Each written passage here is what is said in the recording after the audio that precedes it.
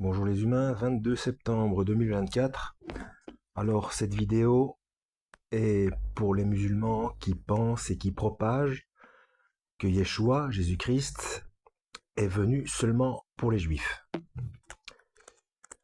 Alors, on va dans l'évangile de Luc, chapitre 4, à partir du verset 24.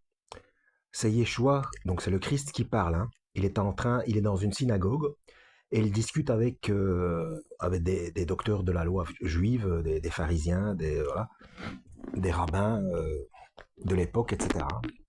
Donc il leur dit encore, donc il y a une discussion avant, hein, mais je vous expliquerai après. Il leur dit encore, je vous le dis en vérité, aucun prophète n'est bien accueilli dans sa patrie. Je vous le déclare en toute vérité, il y avait de nombreuses veuves en Israël à l'époque d'Élie. Élie, c'est un prophète, hein. Quelques siècles auparavant, lorsque le ciel a été fermé 3 ans et demi, et qu'il y a eu une grande famine dans tout le pays. Cependant, Élie n'a été envoyé vers aucune d'elles, mais seulement vers une veuve de Sarepta, dans le pays de Sidon, donc vers une étrangère. Il y avait aussi de nombreux lépreux en Israël à l'époque du prophète Élisée. Cependant, aucun d'eux n'a été purifié, mais seulement Naaman le Syrien. Et donc quand il dit ça, les rabbins d'époque furent tous remplis de colère dans la synagogue lorsqu'ils entendirent ces paroles. Ils se levèrent, le chassèrent de la ville et le menèrent jusqu'à un escarpement de la montagne sur laquelle leur village était construit. Sur laquelle leur ville était construite. Bah oui, il est à Jérusalem apparemment. Euh, afin de le précipiter dans le vide. Mais Jésus passa au milieu d'eux et s'en alla.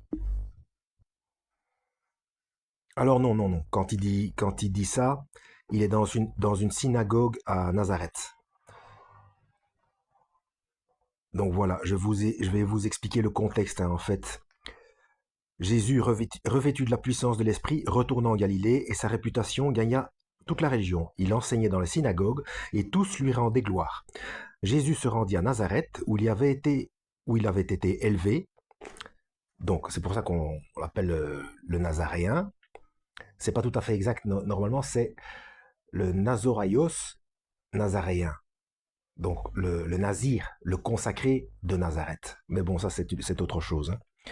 Et conformément à son habitude, il entra dans la synagogue le jour du sabbat, il se leva pour faire la lecture, et on lui mit le livre du prophète Ésaïe. Il le déroula et trouva l'endroit où était écrit « L'Esprit du Seigneur est sur moi, parce qu'il m'a consacré par onction pour annoncer la bonne nouvelle aux pauvres, il m'a envoyé pour guérir ceux qui ont le cœur brisé, pour proclamer aux prisonniers la délivrance et aux aveugles le recouvrement de la vue, pour renvoyer libres les opprimés, pour proclamer une année grâce du Seigneur. » Donc en fait, il a cité Ésaïe chapitre 61, versets 1 et 2.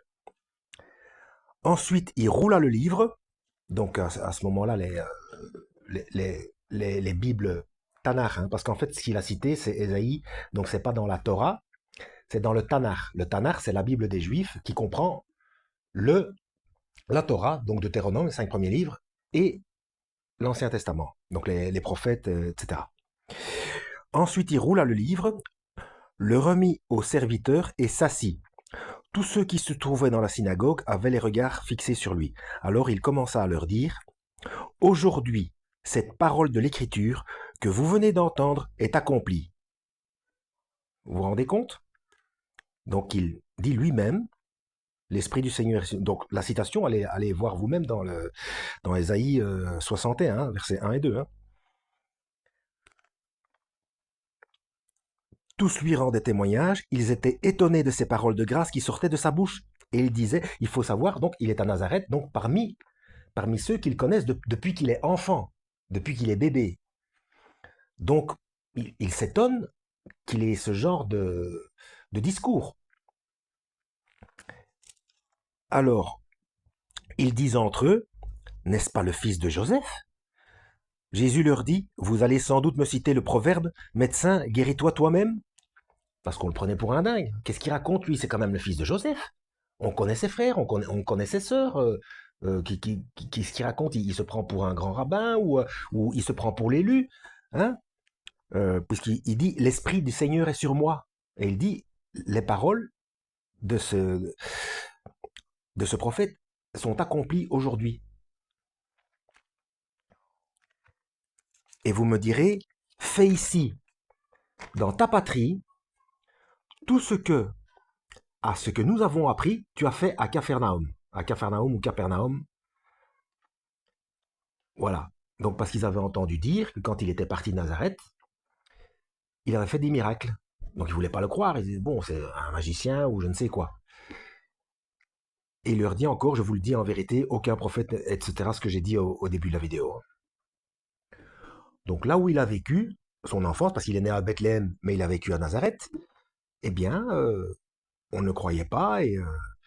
Et donc, avant de commencer son ministère, il a expliqué, il a dit, nul n'est prophète en son propre pays, et il a cité les exemples que j'ai dit en début de vidéo. Et donc, il a bien expliqué que, comme tous les prophètes, il sera plus efficace en dehors de son propre peuple. Donc, chers musulmans, Yeshua, Jésus-Christ, n'est pas venu que pour les Juifs. Non, non, non, non, non. Ça, c'était une amorce. Et plus loin, dans la Bible, il explique bien à ses disciples d'aller jusque partout, sur toute la terre. Voilà. J'espère avoir été utile. Lisez vous-même.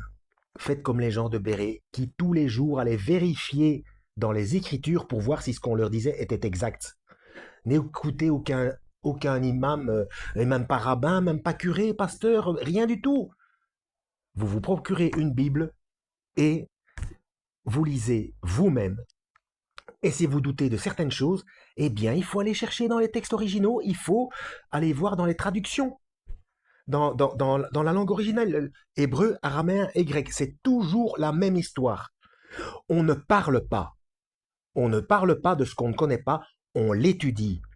Et correctement, pas seulement des petits versets à gauche, à droite, dans son entièreté. Voilà. Que Dieu vous guide.